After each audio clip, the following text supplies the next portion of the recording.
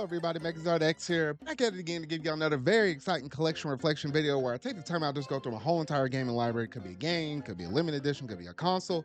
This is my one time out of the week to talk about something out of my library, and for today we're going to be talking about none other than Nintendo Land. Now, Nintendo Land, I would say out of every Wii U game that I have, and there's not a lot at least that I personally own, this one might have accumulated probably the most hours. I would definitely say it's probably my top three games that I own for the Wii U that has accumulated a ton of hours. Because this is legit the perfect family game. But in today's video, I'm just gonna go through and give my thoughts on Nintendo Land and just give you all the whole spill of why this game is so good and honestly why Nintendo really needs to make a successor to this, or maybe for the Nintendo Switch too, though. But that's gonna be basically the topic for today's video though. So if you hadn't already done so, make sure you're going to hit that like button, go ahead and hit that subscribe button and that bell to stay up to date on all things video game related I feel like talking about and discussing. So without any further ado, let's go ahead and jump straight up into this video.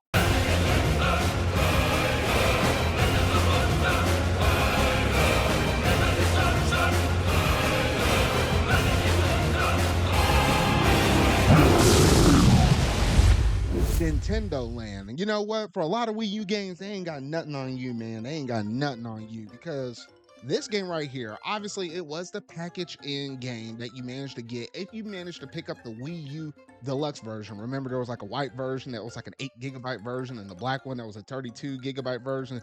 I had to make sure and convince my parents. I remember I got this Wii U on like on Christmas Day. Maybe it was in like in 2014 or so.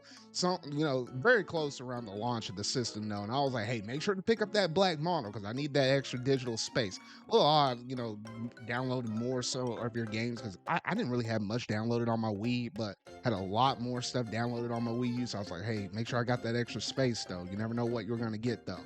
But with one of those packaging games being Nintendo Land, I was like, okay, this is kind of interesting.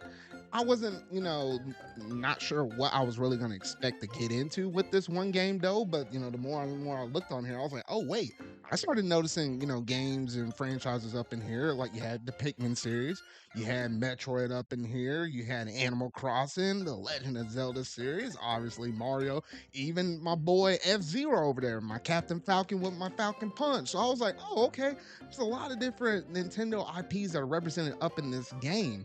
I was like, wait a minute, how are you making games similar to those IPs and, in a way that we all know where the inspiration comes from is very similar, but yet does its own very unique thing now.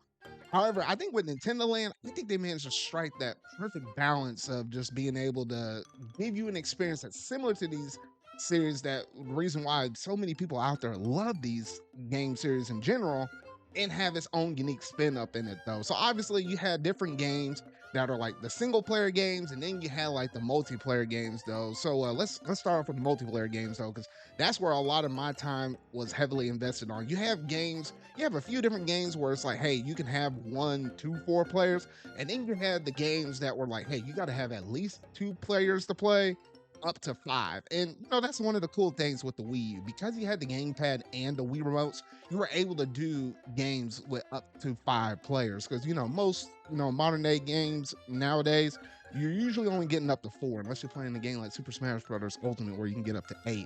But usually 4 is the golden rule. But for the Wii U era, hey, 5 was the golden rule. And that's perfect for at least me growing up, because with my family, I had myself, my brother and sister, and then my 2 parents. So we were a family of 5. So not a lot of games managed to work out for us, but the Wii U honestly was a perfect system. I mean, yes, it's not perfect in the sense of how many games we managed to get over the whole entire life cycle of the system though, but the fact we can play with 5 people, hey, there's no other system out there that's quite like that though. But at least with those 3 attractions where you had 2 to 5 players, you had the Mario Chase, you had the Animal Crossing one with the candy, and then you had the Luigi's Mansion one. So we'll talk about the Mario one first. So at least with the Mario Chase one, that attraction was really cool because obviously you have the one person, it's literally just a game of tag. It's a simple game, really. You have 4 different toads playing as people with the Wii remotes, and then you had the one person with the gamepad running around as Mario and stuff like that. Very simple game at face value though. However, as you're running around with the toads, you don't know exactly where the Mario is at. So you have to kind of use your distance gauge and figure out how close you are. The longest time I just did not know about that, or when I was that young, I didn't think about it until I got a little bit older. I was like, oh, that's how I know I'm getting a little closer to the person now.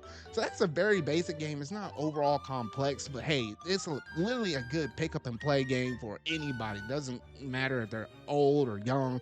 They can understand the basic premise of just doing tag though. But the Luigi's Mansion game, oh shoot, that's where probably most of my memories were made up in this one game though, because I can't say how many times.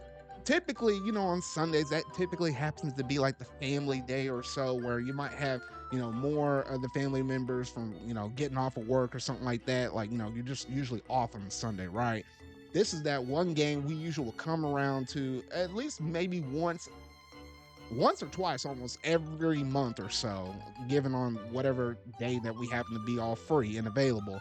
We will usually sit down and play this game right here. Man, this thing is hard because literally you running around as these four different characters, right? Basically as different Luigi alts, like with different colors and stuff. You got your flashlight, right? Well, you got the Boo and stuff, or the ghost. I'll just say the ghost. You got the ghost running around the map. Obviously, you're controlling that character via the gamepad, so you can see where you're going. You can see everybody else, but the people that are, just walking around with the flashlights, they can only see on the TV, and they can't see the ghost unless the ghost decides to sprint. You run a little faster, but everybody can see at that point, though. Now, obviously, the big trick is you either got to kill the ghost within the time period or manage to outlive the clock. If you do manage to outlive the clock, depending on how many people you got left, it could wind up in a duel or a tie or whatnot. I say a duel. It could wind up in a tie. But all things considered is you want to make sure you beat the ghost and make sure he doesn't happen to take out every single one of your people, though. And I don't know why, but we get so competitive with this stuff, learning how to like the sidestep, shimmy left and shimmy right, up and down, making call outs and stuff. Say, hey, he's waving over here, he's on red over here. And then, you have like the yellow person over here. It's like, all right, I'm all the way on the other side of the house. He's not near me. I'm going to come towards you and try to snuff out that ghost. And then obviously, if you have a character that goes down, you can shine the flashlight on him to revive your person, though. But the Boo has a little bit of tricks up his sleeve as well, though. Being the ghost, you have like this one charge attack where it sends out like purple portals. So if you stand still, it zaps all your energy out of your flashlight. So you're just a walking target, though. But I don't know. There's a lot of good fond memories, at least for Luigi's Mansion. I think when I first played this game, I didn't have any experience with it in the Luigi's Mansion series at all, period.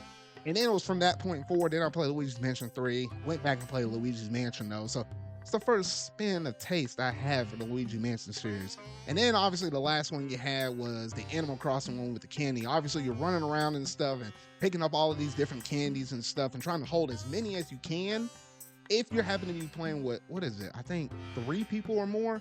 I think then you get to hold as many candies on your person, where between your 4 different or 3 different players that are running around the map, you're supposed to hold so much candy, and if the goal is to hold 25, and between all y'all together add them all up, if you're holding 25 you win. But then it's a little weird when you're the person that's doing like the hunting, tagging and stuff. You're controlling like 2 different I guess Animal Crossing buddies, whatever you want to call them, though. One you control with one stick, and one you control with the other stick. So sometimes I feel like my eyes were kind of going split, and I was like kind of crosshaired, like trying to stretch out one person go left and one person go right, so I can spread out the whole entire map, so I can see where everybody's at, and then try to send the 2 people after the hunt, whoever happens to have the most candy. Because man, they run slow when you're holding so much, though. But it's always great fun playing all those games. That's just a few examples I happen to mention out here, though. But you have other ones such as like the Metroid one, where you're either running around with somebody with a remote and nunchuk at Samus, or you can control the ship and stuff with the Wii U gamepad and stuff. Always like that one. The Legend of Zelda one was cool. With all of these games, I think every single one of them involved the Wii Motion Plus accessory, which, at least growing up, I had the adapter for one Wii remote, and one Wii remote had it built in, and the other 2 I didn't have access to. So we only had like 2 Wii Motion Plus for the longest time. It wasn't until much later until I managed to pick up 4 Wii remotes that were like black to match the Wii U. Much later, when we were figuring out the Wii U was closing down some of its online features in the eShop, etc., though. But yeah, so honestly, there's some really cool games that you can manage to play up in here though. 1 to 4 play, and then you have like the single player ones, which I remember one of them being like a rhythm game where it's like literally Mr. Game and Watch. Like it was literally based upon that, and you're doing like these little flag, little position things, and you're doing it all in rhythm and time and stuff, and it's kind of messes with your memorization as well as how well you can time out those positions, I guess. So that was really cool. And the Donkey Kong one, I was like, okay. With that one, that was really interesting. You had like a whole bunch of different mazes and stuff. They literally used every single feature that you had available on the Wii U gamepad, from the gyro, hitting the L, the R, the ZL, ZR, even blowing into the microphone. They even raise up some platforms though. So you start off at position A and you're trying to get all the way down to position B at the end of the puzzle though. So, they had a very nice spread of things. Even like the F-Zero game, flipping the Wii U gamepad vertically and stuff and seeing where you're going on the bottom screen like that, like the Skybird view. And then you can look on the TV and see actually the course, how it's playing out in front of you. I mean, there was a lot of different attractions for literally everything that you had up in here though. I mean, like, gosh, like I can go on and on about almost every single one of these mini games that are up in this thing though. But I mean, there's a little variety for everyone up in here though. And I don't think that this was necessarily a miss on Nintendo, especially given the fact that how little games they managed to put out, at least first party wise for the Wii U in general though. But this was, I would say, honestly the best and perfect packing game for basically everybody that was picking up a Wii U, or at least the ones that got the Black Edition Wii U though.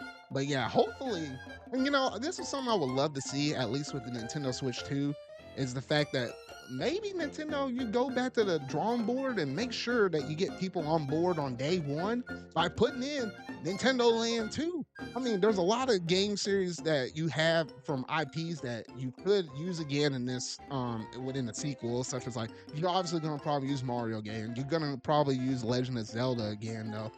I dare say you might put Splatoon up in there. That's a new uprising series for y'all that's managed to sell like, over 10 million copies for like 2 and 3. So I'm like, hey, you might want to put that franchise up in here though. But I don't know, I feel like that could be a perfect packing game.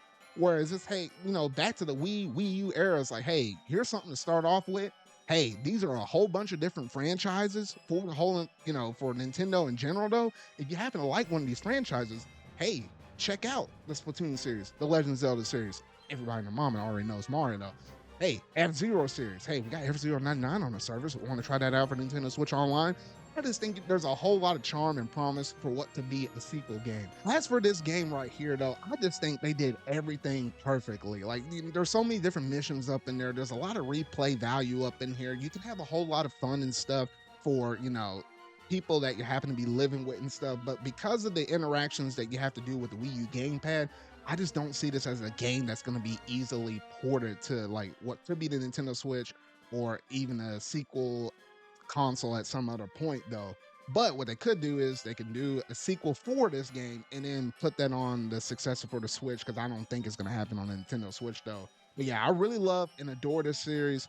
Nintendo, iterate on this, bring it back, run this mess back, because man, this was a timeless classic, at least for the Wii U. I think that's like one of the best things that came out of this console in general though. But y'all gotta let me know down in the comment section down below, what all did you think about Nintendo Land? Did you really like it? Did you manage to actually go through and do that little coin mini game where you're able to drop your little things down like a little ball? It's like one of those carnival games that you normally would do, like where you drop a little puck and it falls down and hits all those different poles until it gets down to the very bottom. Did you manage to do all of those things? You manage to put like each one of those little things on your plaza as you're walking around and stuff like that? I can't remember how much of that stuff I managed to do, but I managed to accumulate enough where I think I managed to get almost everything. I think for the most part though. But if you have to be one of those people, let me know about that. It was a little odd, but I guess it gave you another little thing to do though. But let me know what all you think about this game down in the comment section down below. But that's gonna basically do it in terms of this game right here for this one video though. So if you really like this, make sure you're going to hit that like button, go ahead and hit the subscribe button and that bell to stay up to date on all things video game related I feel like talking about and discussing. So remember y'all, until our video I make next, see y'all.